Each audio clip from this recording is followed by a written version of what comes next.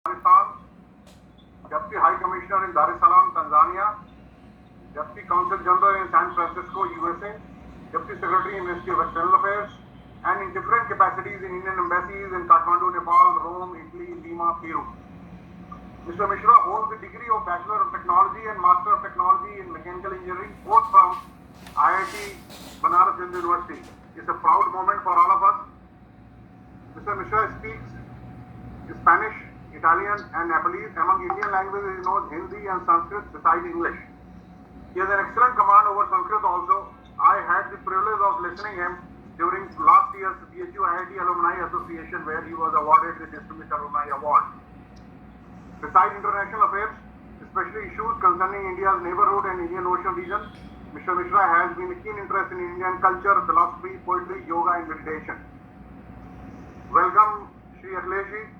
We are all ready to listen your inaugural address for this Mahavana Digital Learning Center and on Teachers' Day. Thank you. I request if we can also announce the inauguration of this center. You can, Dr. Mishra, Shri Akhilesh.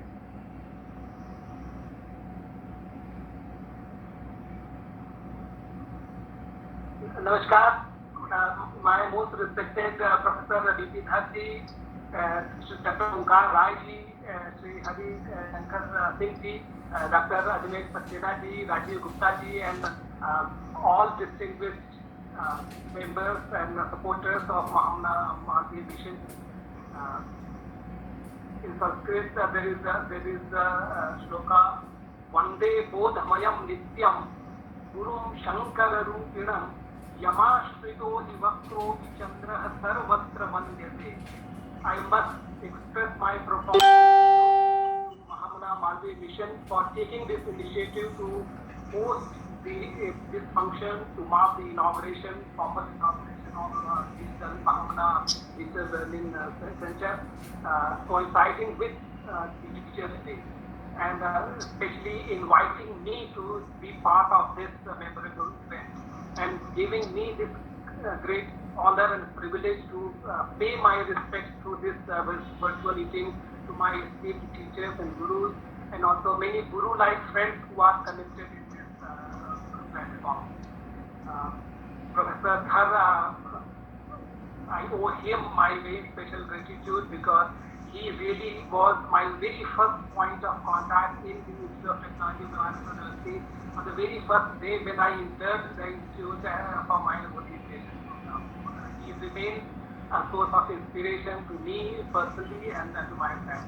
He is a teacher. He will always remain a teacher.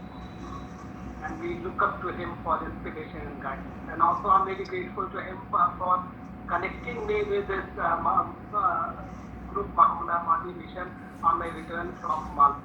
I'm very grateful. And the sheer fact that he has very kindly invited me to be part of this function and giving me this great honor to inaugurate this Digital Learning Center again is a testimony that the teacher in him remains very live, and also that remains the inspiring force in his thought and his life action. In life, friends, everyone wants to be excellent and to be the best, but there is exception of a father and a teacher, because a father is happiest to see his children surpass him in status and glory, and a teacher is always happiest to see his students surpass him or her in knowledge and intellectual accomplishment. Putrat Sishyat Parabhavam Manche. There is no exception. There is no one else other than father and teacher who sees others excel, surpass him, and feels happy. This is a very, very special feeling that I have when I am in contact with my teachers and gurus whom I owe so much, and to whom the society, the country owes so much. A teacher, friends, is not just doing any other job, and teaching is not just any other employment. It is only a sadhana. a devotion and commitment to pursuit of knowledge, not for oneself but for the larger societal good. And education is not about getting certificates and degrees, but improvement and refinement of the individual as a human being, as a better citizen, as a better member of a larger society, as we say, believe in the larger family of nations and our one family. And also equipped in oneself and also have a broader understanding of the world surrounding us, which is profoundly interconnected and interdependent nature of our existence in this larger cosmic ecosystem. And it is a wise teacher or guru who opens our eyes to that deeper understanding and gives us the power to see what is immediately apparent to the eyes and our senses. Because in life we are always confronted with a duality. A perpetual dilemma is our life. Shreyascha, preyascha, manushya metastau, sampaditya vivinatti dhiraha. In life we come across things which are shreya and things which are preya. Shreya means yakta dakre vishameva pariname amritopamam. Things which are very, very appealing to our senses, but they are very disastrous in the long term, in the consequence. And the other side is things which are very, very bitter in the beginning, but in the end they are very beneficial. Pariname Vishwameva Yattadakre Amritopamam. There are two different kinds of things that we come across, and we have to perpetually decide which path to adopt, which side to go. And that discretion, the power to discriminate between the right path and the wrong path, what is good in the longer term and what is bad in the longer term, that is the real essence of learning. And that is also the root of our happiness in life. ये केचित् दुखिता लोके सर्वे से स्वसुखेच्छया. इस जगत में जितने भी लोग सुखी दिखते हैं, जो लोग जितने भी दुखी दिखते हैं, उनको आप देखिए कि वो अपने सुख की खोज में अपने सुख के पीछे पागलों की तरह से पीछे भाग रहे हैं. ये केचित् दुखिता लोके से सर्वे अन्य सुखेच्छया. और जितने भी लोग आप शांतिमय देखते हैं, सुखी दिखते हैं, आत्मिक रूप से वो सुख शांति को पाए हुए हैं, वे सबके सब अपने सुख के लिए नहीं बल्कि दूसरों के दुखों के निवारण के लिए प्रयासरत हैं. तो ये हमारे दर्शन में, हमारे संस्कृति में ज्ञान का, शिक्षा का जो मूल उद्देश्य है वो केवल कागज की डिग्री देना नहीं है. और मैं समझता हूँ कि ये बहुत ही उपयुक्त मौका है कि आज का जो समारोह है और जो डिजिटल लर्निंग सेंटर के शुभारंभ का जो दिन आपने चुना है, वो शिक्षक दिवस को और महामना मदन मोहन मालवीय जी के सम्मान में और उनकी स्मृति में आपने आयोजित किया. जो डिजिटल लर्निंग सेंटर है, मुझे बहुत प्रसन्नता है कि आप जिस महामना मालवीय मिशन में इस तरह का अभियान शुरू किया है, और न केवल दिल्ली में बल्कि भारत के और कई शहरों में जो अंडर प्रिविलेज लोग हैं उनकी शिक्षा के लिए, उनके इम्पावरमेंट के लिए आप लोग निरंतर प्रयास कर रहे हैं. मैं आप सबको प्रणाम करता हूँ, और जिसने भी डायरेक्टली और इनडायरेक्टली इस प्रयास में सहभागिता की है वो सब हमारे श्रद्धा के पास है. और महामना मदन मोहन मालवीय जी से स्वयं रोमांच हुआ था. मैं जब विश्वविद्यालय में था तो शायद पहले दूसरे दिन मुझे पढ़ने को मिला था कि उनका एक मूल मंत्र था कि न त्वहं कामये राज्यम न स्वर्गम न पुनर्भवम. ये ईश्वर मुझे राज्य नहीं चाहिए, हमें स्वर्ग नहीं चाहिए, हमें मोक्ष भी नहीं चाहिए. कामये दुख तप्तानाम प्राणिनाम विनाशनम. मेरी प्रार्थना है ईश्वर कि जितने भी लोग दुख से तप्त है प्राणी, उन सबके दुखों का निवारण। और महामना जी की स्मृति से हमें ये भी प्रेरणा मिलती है कि हमारी सफलता हमारी साधनों की विशालता पर निर्भर नहीं करती है, हमारी आत्मीय शक्ति निर्धारित करती है कि हमारा प्रयास सफल होगा कि नहीं। कार्य सिद्धि सबसे भगवती महताम वो उपकरण है। जो महापुरुष होते हैं उनके कार्य की सिद्धि उनकी आत्मीय शक्ति से होती है, उनके सात्विक बल से होती है। उनके उपकरणों के उनके पास कितने साधन है इस पर निर्भर नहीं करते। और महामना मदन मोहन मालवीय जी ने, भारत रत्न मदन मोहन मालवीय जी ने दीक्षा मांग कर काशी हिंदू विश्वविद्यालय जैसे महान विश्वविद्यालय की स्थापना कर डाली। किसी भी व्यक्ति के लिए निस्वार्थ प्रयास के लिए पराकाष्ठा है, एक अद्भुत उदाहरण है सबके। और मैं कहता हूँ कि ये जो डिजिटल लर्निंग सेंटर आज आपने शुरू किया है, वो सही मामलों में भावना मदन मोहन मालवीय जी जो दूरदृष्टि उनकी जो भावना थी, उनके मूल्य थे, उनको प्रतिबंधित करता है। कहते हैं कि अन्नदानम महादानम विद्यादानम महत्तरम अन्नेन क्षणिका तुष्टि तावत् जीवम विद्या।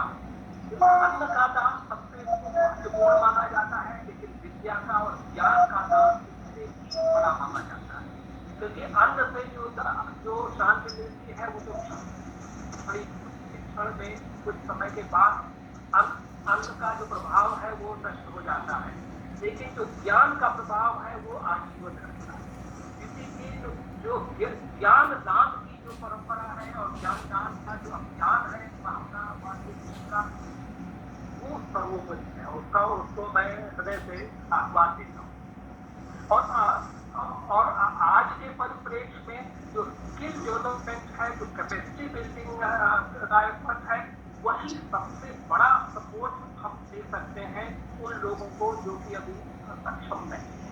जो अंडर प्रिविलेज सेक्शन है उनके लिए skill development, relevant kind of skill development and right kind of skill building which is relevant for their job prospects and which enables them to contribute meaningfully to the society's development. That is, I think, most important task ahead of us.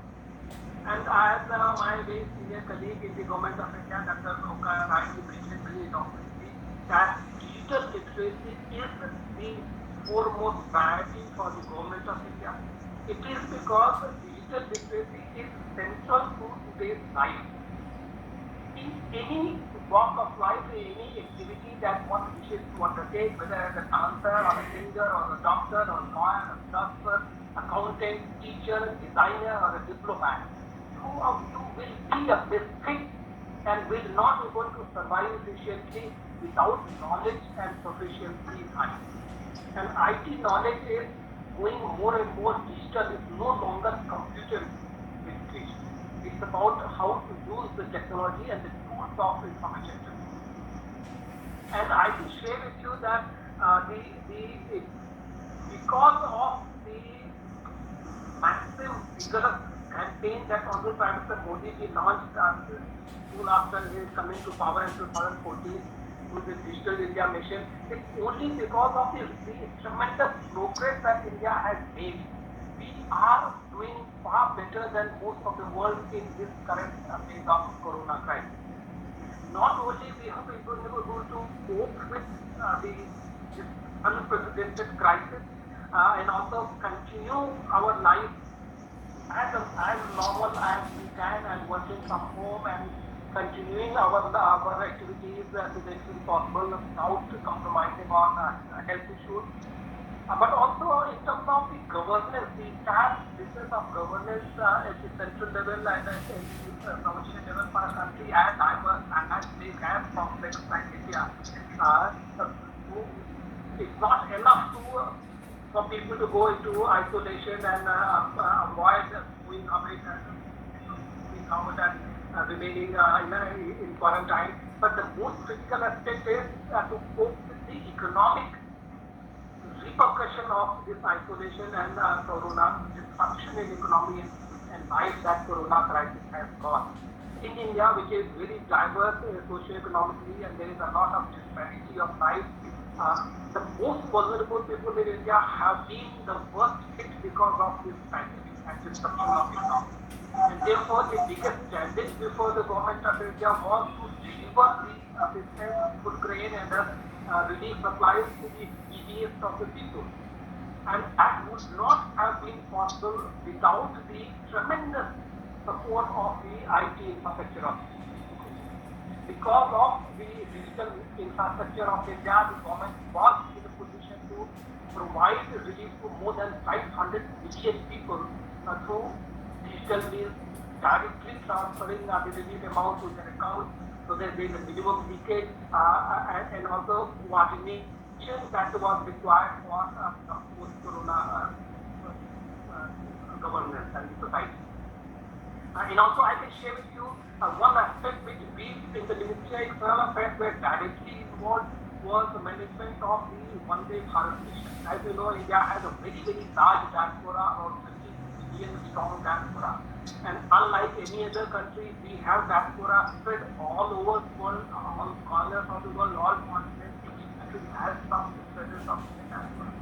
There were many workers who had lost their jobs and stranded abroad. There were so many students who were stranded abroad, and there were a lot of tourists and businessmen who had gone out and they were stranded because of corona.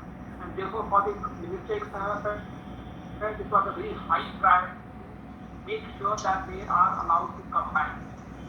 And this was an unprecedented situation because unlike earlier evacuation exercises like in Gulf War, from the Gulf and Iraq or Libya, they were localized. And also in 1990, the largest ever air evacuation that we had mounted involved from one particular region about 1.4 lakh people. Whereas in the Vande Bharat mission, we have already repatriated 15 lakh people stranded abroad from India.